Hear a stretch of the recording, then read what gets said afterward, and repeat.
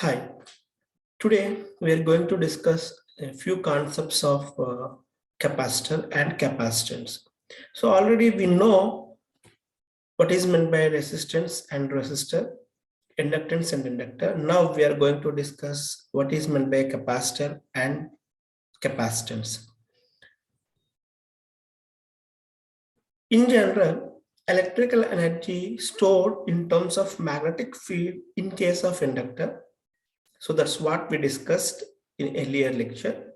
Now, in case of capacitance, this electrical energy is stored in terms of electric field. So, which is a device where the electrical energy is stored in terms of electric field. So simply this capacitor consisting of two conductors. The two conductors are separated by a non-conductive region called the dielectric. Maybe a glass, or it may be air, or it may be any non-conductive material. From Coulomb's law, so if you consider the two conductors or two parallel plates, if they are connected to a voltage source of positive, negative, then so one conductor will exert a force on the charged carriers, that is either electrons or protons, means either positive charged particles or negative charged particles within the other conductor, attracting opposite polarity charge and repelling like polarity charge. Means if positive charge is deposited on one conductor, it will oppose the positive charge on the other conductor on other side and attract the negative charge. So thus an opposite polarity charge will be induced on the surface of the other conductor. So let me discuss this point. So here this capacitance we can measure with the unit farad. So let us consider a parallel plate conductors. So this is one plate and this is another plate, right? So let me take. So this is one plate and this is another plate. Now these two conductors or parallel plates are separated by a non-conductive region. So means this is the non-conductive region called the dielectric.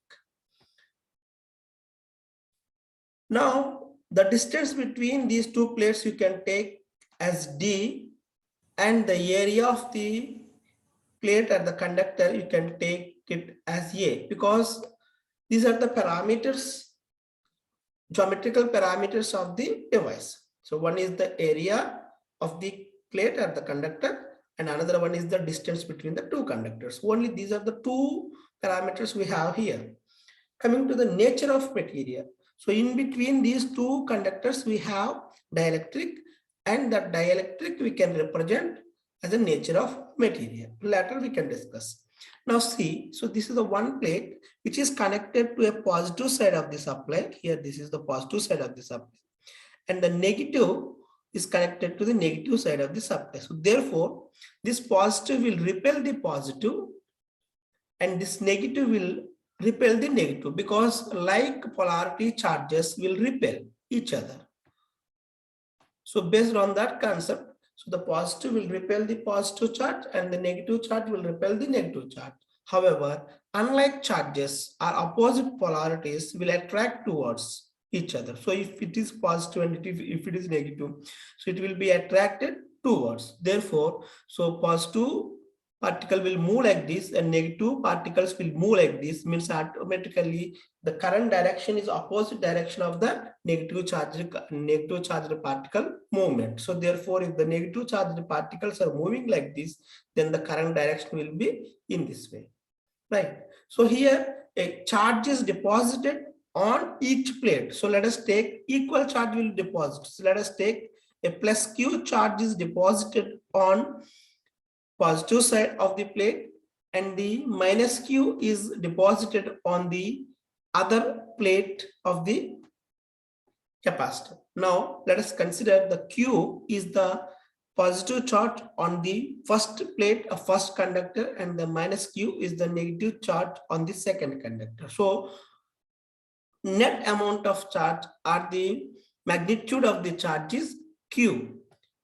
When the device is excited by the voltage V. So the ratio of this charge and the voltage is known as the capacitance.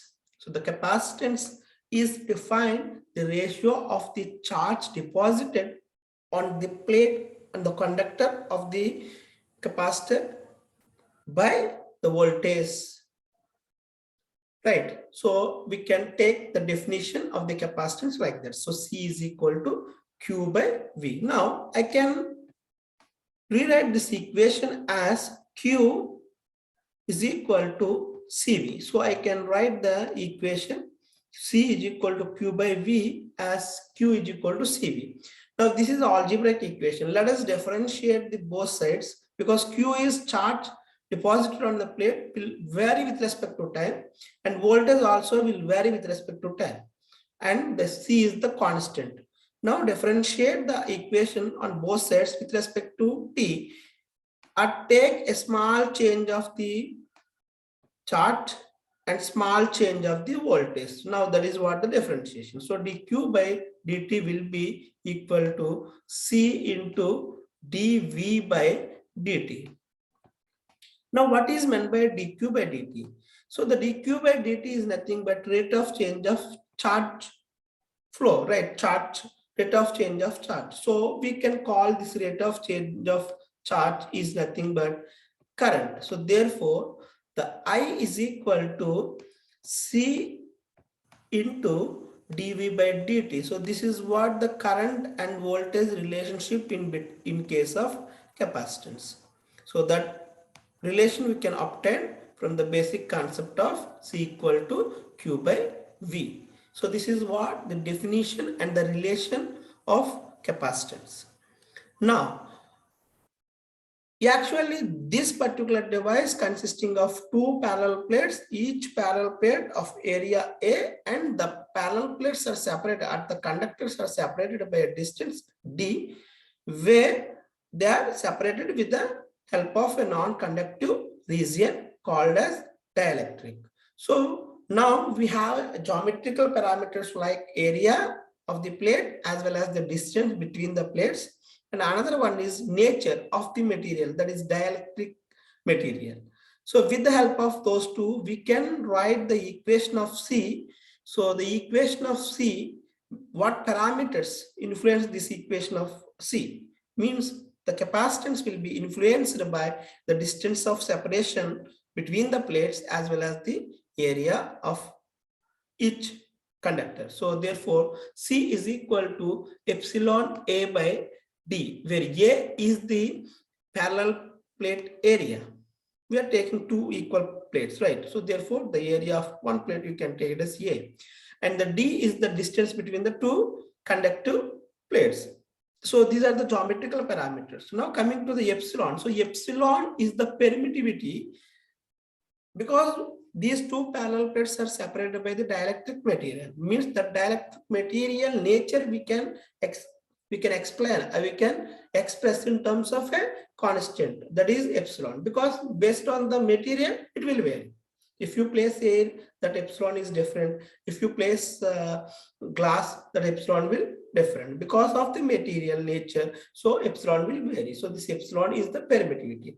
Now with the help of permittivity of the material and the area of the parallel plate and the distance between the parallel plates, we can express the C is equal to epsilon A by D.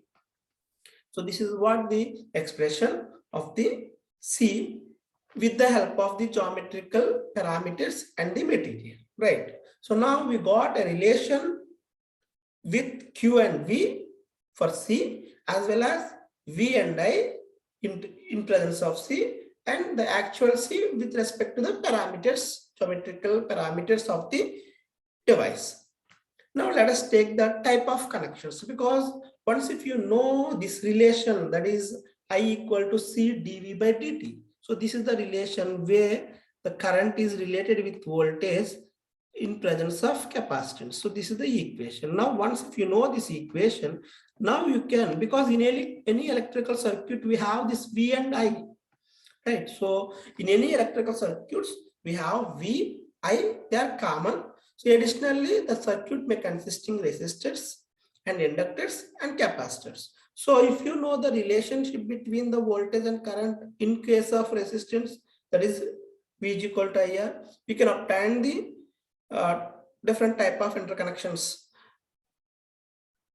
Similarly, if you know the relationship between I and V in case of inductors, there also we can get the series equivalent of inductance series connection, as well as in case of parallel connection, how you can identify the obtain the equivalent inductance. Similarly, if you want to take two capacitors in parallel or two capacitors in series, let us take the capacitor C1. This is C1, which is connected in series with C2. So now this is the one type of connection where the two capacitors are connected, right? So they are connected in series. Now what happens for the equivalent capacitors? Because ultimately we require the equivalent capacitance to solve the circuit. So how you can identify this equivalent capacitance? So if you want to find out this equivalent capacitance, ultimately you require the relationship between I and V. Now this is the relationship between I and V in case of capacitance.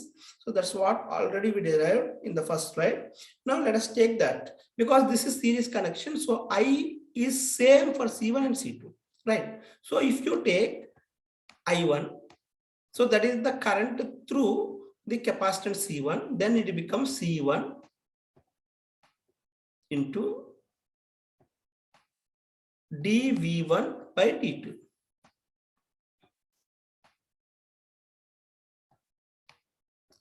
Similarly, if you take I2,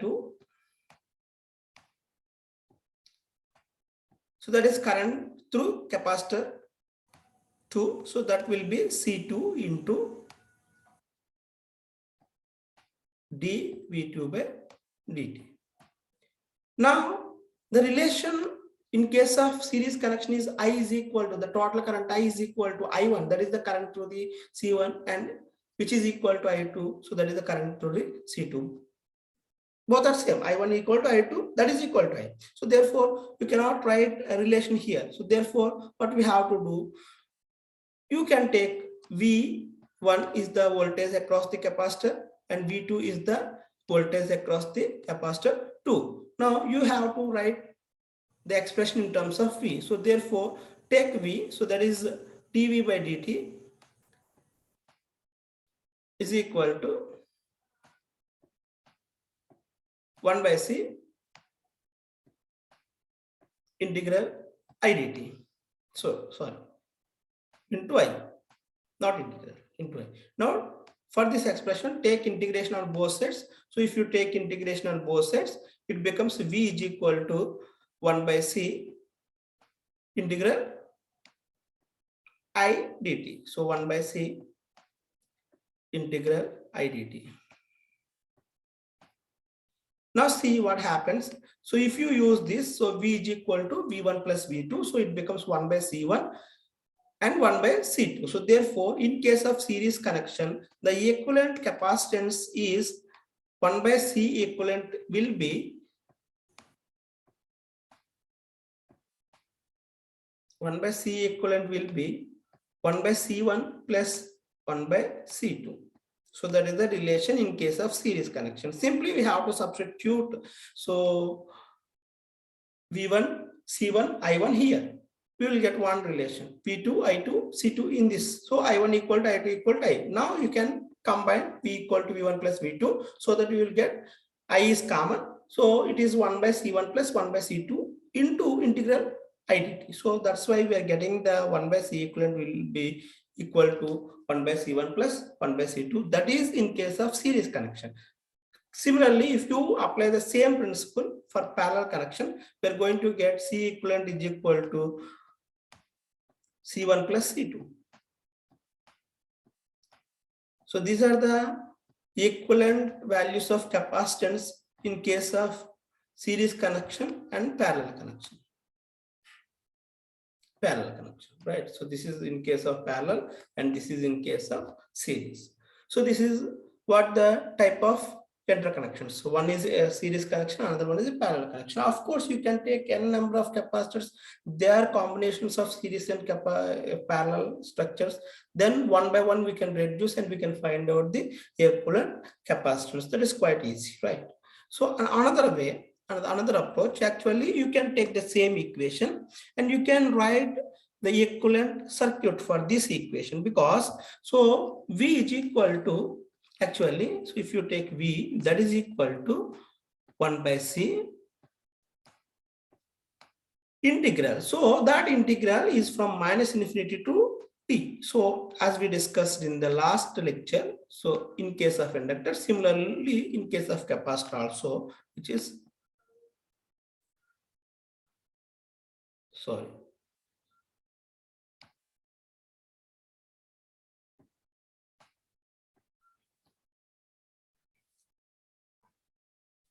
yeah. Now what happens, see, it is from minus infinity to infinite, minus infinity to t. Now reduce. Let me wait.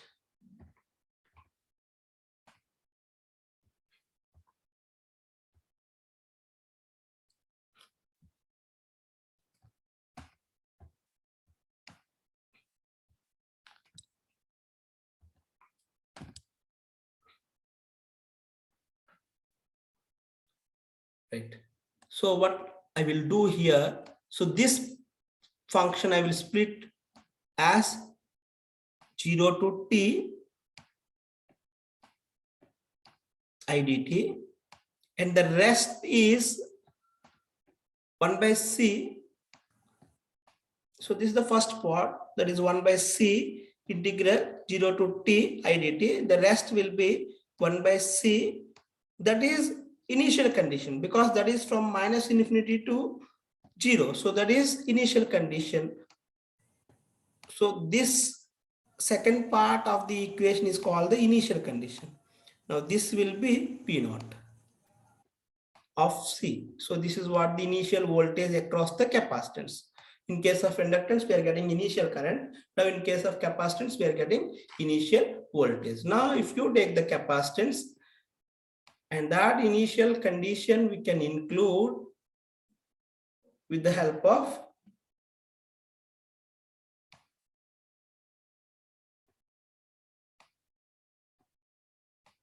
a constant voltage source of V naught.